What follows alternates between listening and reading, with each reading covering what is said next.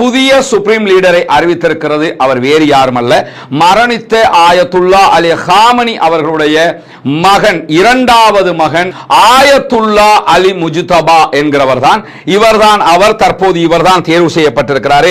இவர் சாதாரணமாக அந்த நாட்டுக்குள்ளே இருக்கக்கூடிய ஒருவர் கிடையாது. அடுத்த கட்ட யுத்தத்தினுடைய நகர்வுகளை முழுவதுமாக இனி இவர்தான் தீர்மானிக்க போகிறார்.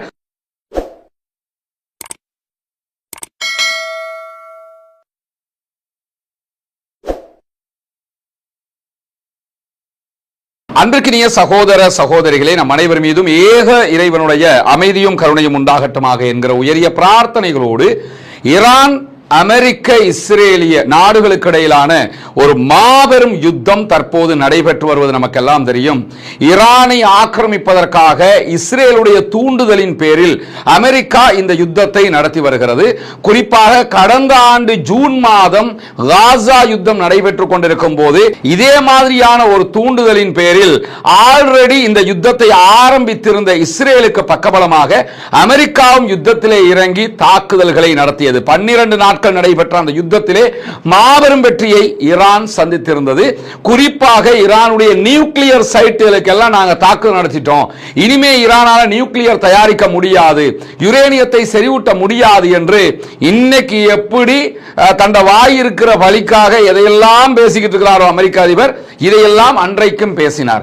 அன்றைக்கு பேசிய அடிப்படையில் நியூக்ளியர் சைட் எல்லாம் அழிக்கப்பட்டிருந்தது உண்மை என்றால் இன்றைக்கு இந்த யுத்தமே தேவையில்லை என்றாக இருக்கும். அன்றைக்கு அவர் சொன்னது பொய், அவர்களால் அதை அழிக்க முடியவில்லை. எனவே மீண்டும் ஒரு யுத்தத்தை ஆரம்பித்திருக்கிறார்கள். இந்த யுத்தம் ஆரம்பிக்கப்பட்டு முதல் 24 மணி நேரங்களுக்குள்ளாக ஈரானுடைய ஷியா ஆன்மீக தலைவராக இருக்கக்கூடிய ஆயத்துல்லா அலி ஹாமனி திடீரென அமெரிக்காவினுடைய தாக்குதலில் கொல்லப்பட்டிருக்கிறார் என்கிற செய்திகள் வெளியாகி இருந்தது. ஆயத்துல்லா அலி ஹாமனி கிட்டத்தட்ட 40 ஆண்டுகளுக்கு மேலாக ஈரானுடைய உச்ச தலைவராக செயல்பட்டவர். ஈரானுடைய அரச கட்டமைப்பை சுருக்கமாக புரிந்து கொள்ளுங்கள். ஈரான் 2 விதமான ஆட்சி கட்டமைப்புகளை கொண்டிருக்கிறது. ஒன்று ஆயத்துல்லா என்கிற உச்ச தலைவர், சுப்ரீம் லீடர் என்கிறவருடைய தலைமையில் இருக்கக்கூடிய ஒரு பகுதி இருக்கிறது. அதை தாண்டி நாட்டினுடைய ஜனாதிபதி, பாராளுமன்றத்தினுடைய கண்ட்ரோல் இருக்கக்கூடிய இன்னும் ஒரு பகுதி இருக்கிறது. முழுமையான அதிகாரம் நாட்டினுடைய சுப்ரீம் லீடருக்கு தான் இருக்கிறது. இந்த சுப்ரீம் லீடரை வெறும் 88 பேரை கொண்ட ஒரு ஆன்மீக குழு தான் தேர்வு செய்கிறது. இப்படி தேர்வு செய்யப்பட்டதற்கு பிறகு அவர் மரணிக்கிற வரைக்கும் சுப்ரீம் லீடராக இருப்பார். இவருடைய கண்ட்ரோல்ல தான் நாட்டினுடைய ஆயுதங்கள், குறிப்பாக ஏவுகணை தொழில்நுட்பம், எந்த நாட்டிலேயாவது தாக்குதல் நடத்தணும் அல்லது அந்த நாட்டுக்கு எதிராக அவங்க நமக்கு தாக்குதல் நடத்தினா அதை தடுக்கணும், இது மாதிரியான மிக முக்கியமான எல்லா முடிவுகளையும் எடுக்கக்கூடிய உச்ச அதிகாரம் இந்த சுப்ரீம் லீடருக்கு தான் இருக்கிறது. அப்படி என்றால் ஜனாதிபதிக்கு என்ன அதிகாரம் இருக்குதுன்னு பார்த்தீங்கன்னா அதுக்கு கீழே தான் ஜனாதிபதிக்கு அதிகாரம் இருக்கிறது. நாட்டினுடைய ராணுவத்தை ஜனாதிபதி கண்ட்ரோல் பண்ணுவாரு, சட்டம் ஒழுங்கை எல்லாம் ஜனாதிபதி பார்ப்பாரு, பாராளுமன்றம் பார்க்கும். இதே நேரம் ராணுவத்துக்கு மேல IRGC, ஈரானிய இஸ்லாமிய புரட்சிகர காவலர் பிரிவு என்கிற ஒரு ராணுவ பிரிவு இருக்கு. அவங்க கையில தான் மிசைல், இந்த அட்டாக் எல்லாமே அவங்க தான் பண்ணிக்கிட்டு இருக்காங்க. இவர்களுக்கு தான் முழுமையான பவரையும் கொடுத்து வைத்திருப்பார் ஆயத்துல்லா, அதாவது சுப்ரீம் லீடர். இப்படியான சூழ்நிலையில ஷாஹ் என்கிற மன்னருடைய ஆட்சி கவிழ்க்கப்பட்டு 1970களுக்கு பிறகு ஈரான் என்கிற குடியரசு உருவானதற்கு பிறகு முதலாவது சுப்ரீம் லீடராக ஆயத்துல்லா அலி ஹொமைனி செயல்பட்டு வந்தார். அவருடைய மரணத்துக்கு பிறகு இரண்டாவது ஆயத்துல்லா, இரண்டாவது சுப்ரீம் லீடராக ஆயத்துல்லா அலி ஹாமனி செயல்பட்டு வந்திருந்தார். தற்போது அவர் கொல்லப்பட்டிருக்கக்கூடிய நேரத்தில் மூன்றாவது ஆயத்துல்லா, மூன்றாவது சுப்ரீம் லீடர் தேர்வு செய்யப்பட்டிருக்கிறார். கடந்த 3-4 நாட்களாக நடைபெற்ற கடுமையான மசூராக்கள், அவர்களுடைய பேச்சுவார்த்தைகள், கலந்துரையாடல்களுக்கு பிறகு அந்த 88 பேர் கொண்ட குழு புதிய சுப்ரீம் லீடரை அறிவித்திருக்கிறது. அவர் வேறு யாருமல்ல, மரணித்த ஆயத்துல்லா அலி ஹாமனி அவர்களுடைய மகன், இரண்டாவது மகன் ஆயத்துல்லா அலி முஜ்தபா என்கிறவர் தான். இவர்தான் அவர். தற்போது இவர்தான் தேர்வு செய்யப்பட்டிருக்கிறார். இவர் சாதாரணமாக அந்த நாட்டுக்குள்ளே இருக்கக்கூடிய ஒருவர் கிடையாது. ஆல்ரெடி ஈரானுடைய ஆட்சி பீடத்திலே இருந்த ஒருவரும் கூட. அது மட்டுமல்ல, இப்ப இப்பொழுதும் ஐஆர்ஜிசியினுடைய முழு கண்ட்ரோல் ஆயத்துல்லாவாக அவருடைய தகப்பனார் இருந்ததுனால நாட்டினுடைய ராணுவத்தினுடைய கண்ட்ரோல், ஐஆர்ஜிசியினுடைய கண்ட்ரோல், ஆயுதப்படைகளுடைய கண்ட்ரோல், உளவுப்பிரிவினுடைய கண்ட்ரோல்னு பல விவகாரங்களையும் தலையிட்டு அதை பற்றிய ஞானத்தை கொண்ட ஒருவராக அவர் இருக்கிறார். இப்படியான ஒருவர் தான் தற்போது சுப்ரீம் லீடராக தேர்வு செய்யப்பட்டிருக்கிறார். ஈரானுக்கு 1969 பிறந்த முஜ்தபா காமனி என்கிறவர் மறைந்த உச்ச தலைவருடைய இரண்டாவது மகனாக இருக்கிறார்.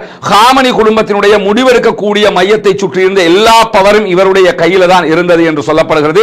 1979 புரட்சியின் நிகழ்வின் போதுதான் இவருடைய அரசியல் விழிப்புணர்வு உருவாக்கப்படுகிறது என்று சொல்லப்படுகிறது. ஏன்னா புரட்சிக்கு முன்பதாக 10 ஆண்டுகளுக்கு முன்பதாக இவர் பிறக்கிறாரு. புரட்சி நடைபெறும் போது இவருக்கு 10 வயதாக இருக்கிறது. 1981 இவருடைய அரசியல் முதிர்ச்சியை அந்த நாடு காண்கிறது என்கிற செய்திகள் எல்லாம் சொல்லப்பட்டு வந்த நிலையில் 1989 தன்னுடைய தந்தையோடு சேர்த்து அரசியலில் இன்னும் முதிர்ச்சியை பெற்றுக்கொண்டார் என்றெல்லாம் இன்றைக்கு இவரை பற்றிய புகழ் மாலைகளை ஈரானுடைய தொலைக்காட்சிகள் சொல்லிக் கொண்டிருக்கிறார். அவங்க சொல்லக்கூடிய செய்திகளை தான் நம்ம உங்களுக்கு எடுத்து சொல்லிக் கொண்டிருக்கிறோம்.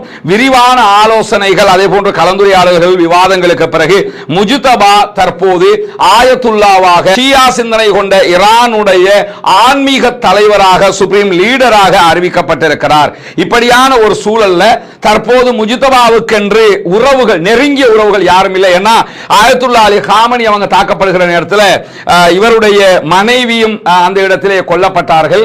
அதே போன்று இவருடைய மகனும் அந்த இடத்திலே கொல்லப்பட்டார்கள். இப்படி உறவுகளை தகப்பனாரோடு சேர்ந்து இழந்த ஒருவராகத்தான் தற்போது முஜ்தபா அவர்கள் இருக்கக்கூடிய நேரத்தில் தான் முன்னாள் ஜனாதிபதி ஹசன் ரூஹானி, அதே போன்று உச்ச தேசிய பாதுகாப்பு கவுன்சிலுடைய செயலாளர் அலி லாரிஜானி, முன்னாள் வெளியுறவு அமைச்சராக செயல்பட்ட முகமது ஜவாத் ஷரீப் உள்ளிட்டவர்களோடு அடிக்கடி காட்சி தரக்கூடிய ஒருவராக இவர் அறியப்பட்டிருக்கிறார். அதாவது மேல நம்ம சொன்ன எல்லாருமே ஓரளவுக்கு நெகிழ்வு போக்கு கொண்டவர்களாக அந்த நாட்டுக்குள்ள அறியப்பட்டிருக்காங்க. ஆனா இப்ப அலி லாரிஜானியை யார் நெகிழ்வு போக்குள்ளவராக பார்க்க மாட்டாங்க.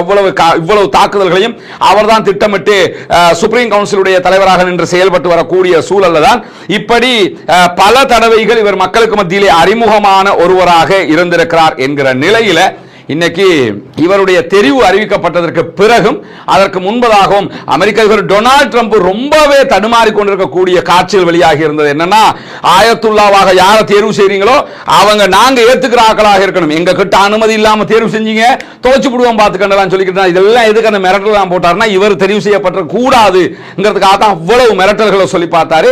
அதையெல்லாம் மீறி இன்னைக்கு அவரையே ஆயத்துல்லாவாக அந்த நாட்டை சேர்ந்தவர்கள் தேர்ந்தெடுத்திருக்கிறார்கள். இப்படியான ஒரு சூழல் அமெரிக்க அதிபர் டொனால்ட் ட்ரம்ப் விடுத்திருக்கக்கூடிய அறிவிப்பில் என்ன சொல்றாருன்னு கேட்டா, முஜ்தபாவினுடைய தேர்வை நாங்கள் ஏற்றுக்கொள்ளவில்லை, எங்களுடைய அனுமதி இல்லாமல் யாராவது ஆயத்துல்லாவாக தேர்வு செய்யப்பட்டால் அவர்கள் எங்களுடைய இலக்காக இருப்பார்கள், அவர்களை நாங்கள் தாக்கி அழிப்போம் என்று இப்படியெல்லாம் ரவுடித்தனமாக உலகத்தில் எந்த ஜனாதிபதி நடந்துகிட்டது கிடையாது. இவர் தான் நடந்து கொள்றாரு. அது மட்டுமில்லாம ஆக்சியோஸ்ல இவர் சொல்லும் போது இந்த முடிவை நாங்கள் ஏற்றுக்கொள்ளவே முடியாது. காமனியினுடைய மகன் முஜ்தபா பொறுத்தவரை ஒரு பலவீனமான நபர், அவரை பத்தி பேசி நாங்க டைமை வீணடிக்க விரும்பல அப்படிங்கிறாரு. இந்த ஆளு ஒரு பலவீனமான நபர்ண்டா நீ எதுக்கு இவ்வளவு துள்ளி குதிக்கிற? அந்த ஆளு ஒண்ணுக்கு உதவாத ஆளு அவரை பத்தி பேசி என்ன செய்ய? அதெல்லாம் ஒரு மேட்ரான்ட்டு போக வேண்டியதானே. ஆளு எப்படிப்பட்டவர் என்பதை தாண்டி அந்த பதவி எப்படிப்பட்டதுங்கிறது அவருக்கு டொனால்ட் ட்ரம்புக்கு நல்லாவே தெரியும். அதனாலதான் அந்த ஆட்டம் போறாங்க. ஜனாதிபதியை விட இவருக்கு தான் பவர் கூட. இப்ப எந்த நேரத்திலையும் ஆயத்துல்லாவாக யார் வருவாங்களோ அந்த நாட்டின் லீடராக அவங்க ஜனாதிபதியை விட பலமிக்கவங்களாக இருப்பாங்க. அந்த அடிப்படையில் தற்போது முஜ்தபா ஈரானுடைய ஜனாதிபதி பெசக்ஷியனை விட பலமிக்கவராக இருக்கிறார். இப்படியான ஒரு சூழல்ல அடுத்த கட்ட யுத்தத்தினுடைய நகர்வுகளை முழுவதுமாக இனி இவர் தான் தீர்மானிக்க போகிறார்.